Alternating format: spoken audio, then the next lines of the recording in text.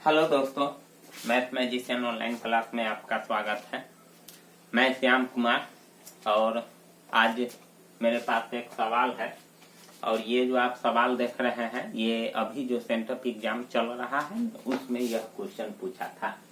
और क्या है क्वेश्चन, देखिए 0 और 50 के बीच स्थित विषम संख्याओं का योगफल निकाले, जो 2 नंबर में पूछे हुआ था। ये जो आप देख रहे हैं ना, यहाँ 2 लिखा हुआ है, तो इसका मतलब है कि ये 2 नंबर में क्वेश्चन पूछा था।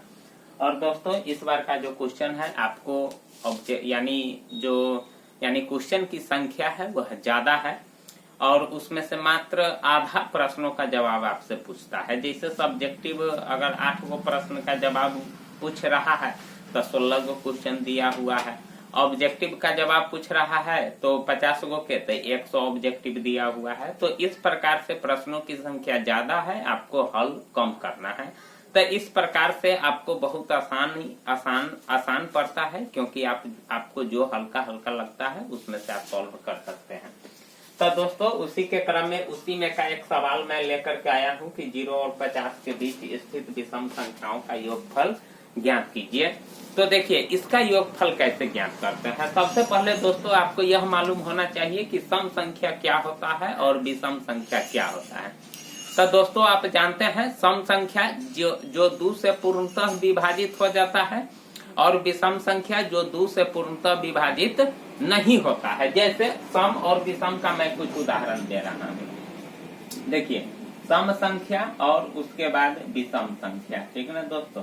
सम संख्या और विषम संख्या, तो सम संख्या किसको कहते हैं? तो अभी मैं बताया जो 2 से पूर्णतः विभाजित हो जाएगा उसको सम संख्या कहेंगे। जो 2 से विभाजित नहीं पूर्णतः होगा, शेष बच जाएगा, उसको कहेंगे विषम संख्या।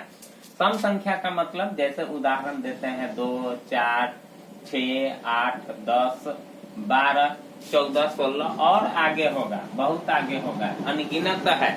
और विषम संख्या कौन कौन होगा? तो 1 होगा, उसके बाद 3 होगा, 5 होगा, 7 होगा, 9 होगा, 11 होगा, उसके बाद 13 होगा, इसके बाद और आगे होगा 2-2 आप बढ़ाते जाइए। तो दोस्तों आप देख रहे हैं ना 2, 4, 6, 8। इसका एक और सिंपल सा उदाहरण है कि जिसका जोड़ा लगेगा सम संख्या होगा, जिसका जोड़ा नहीं लगेगा वो विषम संख्या होगा।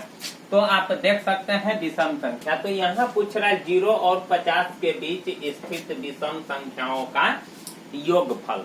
तो आप दोस्तों यहाँ क्या कर सकते हैं कि जैसे मान लीजिए कि 0 और 50 के बीच कौन कौन विषम संख्या है वो मैं पहले निकाल लेता हूँ, ठीक ना दोस्तों।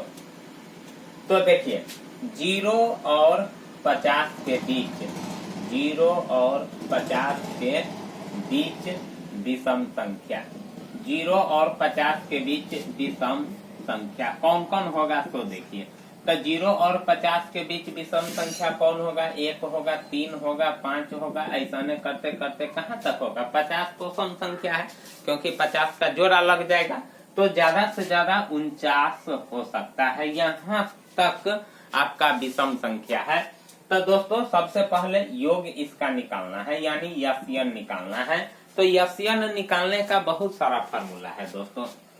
यस्यन निकालने का n/2 into 2a plus n-1 into d, ये भी फार्मूला है। मतलब कि यानी जितना भी संख्या रहेगा सबको जोड़ने का यह फार्मूला होता है।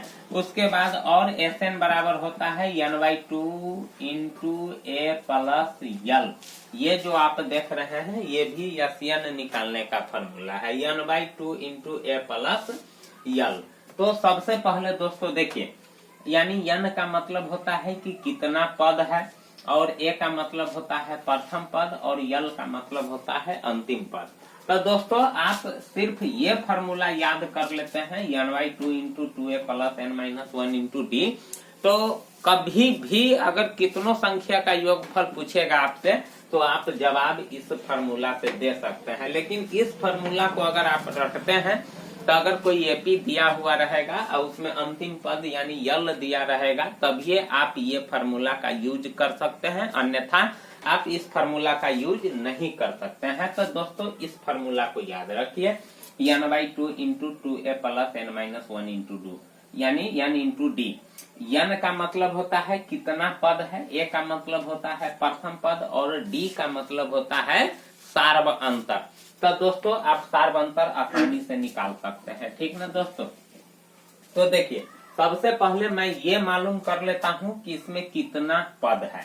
तो कितना पद है, तो देखिए यानी अंतिमहा पद है 49, ठीक ना दोस्तों। कितना है, अंतिमहा पद 49 है। इसका मतलब यनमा पद हो गया 49, और ए आपका कितना हो गया 1 हो गया, और डी कितना हो गया, तो यानी विषम संख्या है, 2-2 का अंतराल है, या घटा दीजिए अगला में से पिछला, तो 5 - 3 बराबर कितना हो गया 2।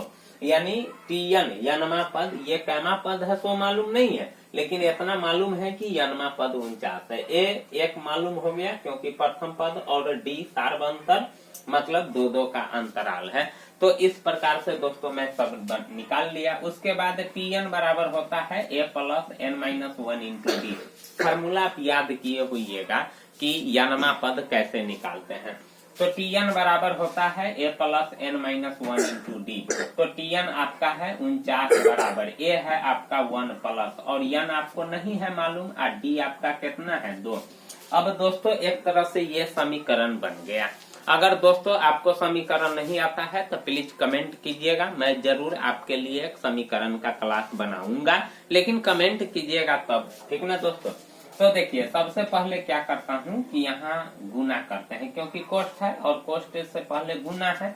तो सबसे पहले आपको कोष्ठ का काम करना पड़ेगा दोस्तों। यही चीज सब समझना है, मैथ का बेसिक चीज दोस्तों यही है। अगर आप इसको नहीं समझ पाते हैं तो फिर आपके लिए क्वेश्चन हार्ड हो जाता है। तो दोस्तों सबसे पहले 2 से इस दोनों पद में गुना कर देंगे। तो 2 से n में गुना करेंगे तो 2n होगा, लेकिन यहाँ चिन्ह को भी ध्यान रखना है। देखिए n प्लस है और 2 प्लस है, इसीलिए प्लस आया है। अब 2 से -1 में गुना करेंगे तो ये प्लस है ये माइनस है तो माइनस होगा। अब कोष्ठ आपका हो गया खत्म। अब साधारण जैसे जोड़ जाड़ करते हैं, जो समान पद है समान पद के साथ जोड़ देंगे। तो देखिए 49 बराबर 2 में से 1 घट जाएगा तो कितना होगा 2n-1 होगा। अब क्या करते हैं कि 49 को यानी 49 को उधर ले जाते हैं, 2n को इधर खींच लेते हैं। तो 2n प्लस में है तो इधर आएगा तो माइनस में, -1 तो इधर है ये है, 49 को इधर ले जाते हैं तो -49। अब देखिए दोस्तों तो क्या हो जाएगा -2n बराबर -50 हो जाएगा, क्योंकि दोनों ऋणात्मक संख्या है तो जुट जाएगा। अब माइनस से माइनस क्या हो गया खत्म, तो n बराबर 50/2 यानी 25। इसीलिए n बराबर अब आपको मालूम हो गया 25 वो पद हुआ। अब n भी मालूम हो गया, सब कुछ मालूम हो गया। तो दोस्तों अब आपको यह 25 निकालना है। तो सबसे पहले फार्मूला लिख लेता हूँ, n/2 into 2a plus n-1 into D. चलिए ठीक है, n आपका मालूम है कितना 25/2 इंटू 2a आपका कितना है 1 है, प्लस n आपका 25 -1, और d आपका कितना है 2 है। तो चलिए 2। अब उसके बाद फिर इसको हल कर देंगे। तो इसको भी हल करने का तरीका वही है दोस्तों कि सबसे पहले छोटी कोष्ठ का काम करेंगे, उसके बाद मझोला कोष्ठ का काम करेंगे, और उसके बाद बाकी कोष्ठ का काम करेंगे। तो देखिए 25/2 इंटू गुना कर दीजिए तो 2 इकाई 2 होगा, प्लस 25 में से 1 जाएगा तो 24 गुने 2 हो जाएगा।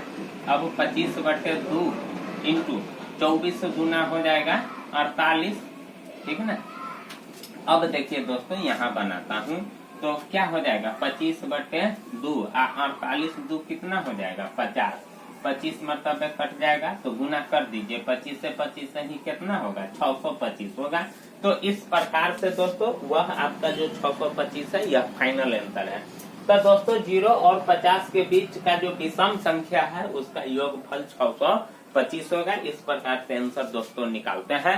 तो मैं आज आप बस अगले सवाल अगले वीडियो में भेंट करूंगा। तो दोस्तों अगर आपको अच्छा लगे तो प्लीज चैनल को जरूर सब्सक्राइब कीजिएगा, लाइक कीजिएगा, कमेंट कीजिएगा। थैंक यू, धन्यवाद।